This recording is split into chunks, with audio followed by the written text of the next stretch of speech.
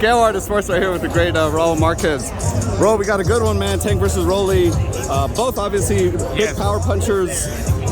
You know, maybe Tank's a little more proven in that department, but if you had to guess on paper who's the harder hitter in the fight, who would you say that is? Well, I mean, honestly, on paper, because of the guys, the caliber of guys that Tank has fought, Leo Santa Cruz, Gamboa, Barrios, all those, Isaac Cruz, you know, and some of those guys you've heard, I would have to go with Tank.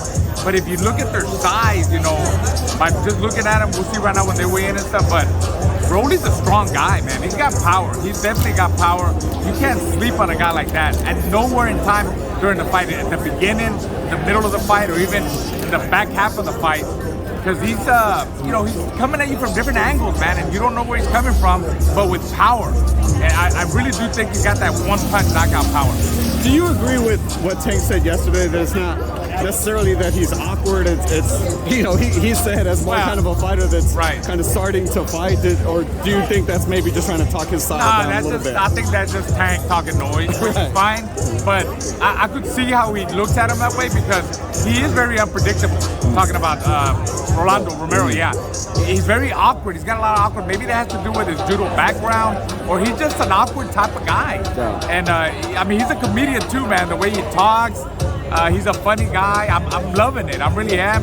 But like I said, there's a lot of awkwardness to him, and I think it's a difficult style to figure out. It's gonna take Tank some rounds to figure out that kind of style. He's got to be very composed, fight very smart, very intelligently. He definitely has the skills, and he can't let Rolly get to him in his head, you know, like, because Rolly wants him to go toe to toe.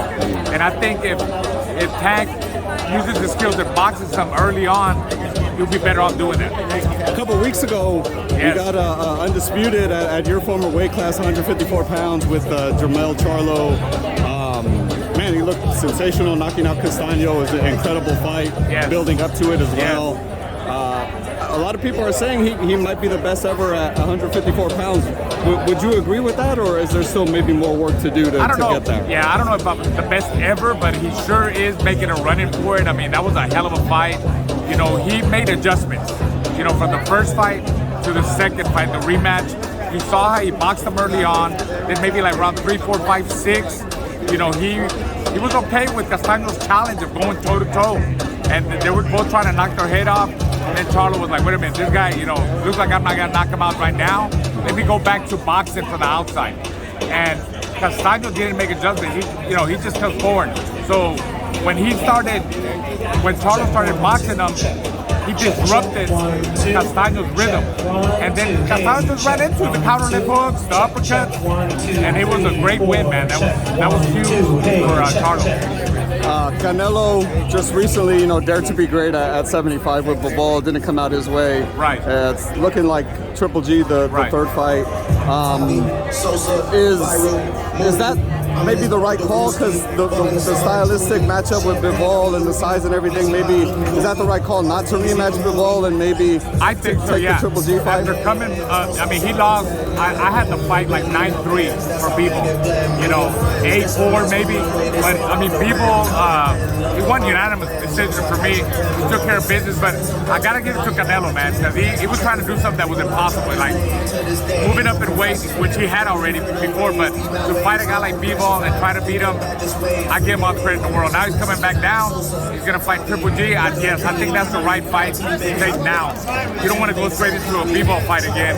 Maybe it's gonna be there down the line, maybe it's not. But I think he's doing the right thing by fighting Triple G. He'll probably go and take care of Triple G. Honestly, I really don't care for another fight with Triple G. I would rather see him fight Benavidez, Charlo, that's gonna move up, some of the other guys that are there, you know, at 168. But the fight at 168, him and Benavidez, man, that's gonna be a good one. I was gonna say, I feel like he should probably stay at 68. Or do you feel he should stay at 68 and maybe kind of start working on those guys, Charlo and Benavidez? And try to get the big fight with Benavidez. Look, right here, we're talking. Hey, there he is. The fight I want to see on 168. He literally was just saying it. He literally was just saying it. Canelo y Benavidez. That's never gonna happen. Canelo doesn't want to fight. But listen, no, he's the son. I'm excited about his son.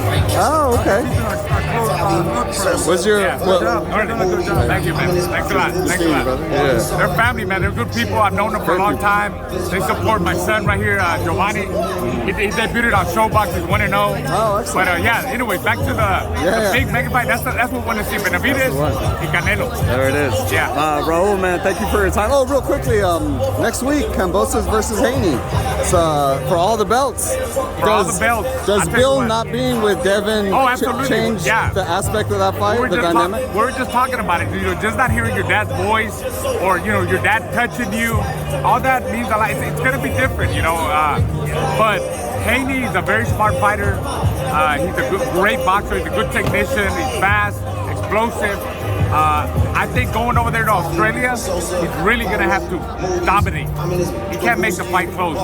He's really going to have to, because, shit always happens, bro. That's the way it is. So he's got to win in dominant fashion, and I think he should be able to win all the belts. That's excellent. Great breakdown, Raul. Tell the fans, man, where they can follow you and see what you're up to. Raul Marquez, 1992. That's my when I went to the Olympics. Yeah. Raul Marquez, 1982, or Raul Marquez, 92 on Instagram, Twitter, Facebook. Raul Marquez, Raul Diamante Marquez, and we're here. Appreciate New York. You, we love it. My son. We got the deal right there in the house. All right. Yeah. We have a man over here too. Yes, Jackson. Right. Yes, sir. Thank you, brother. Right.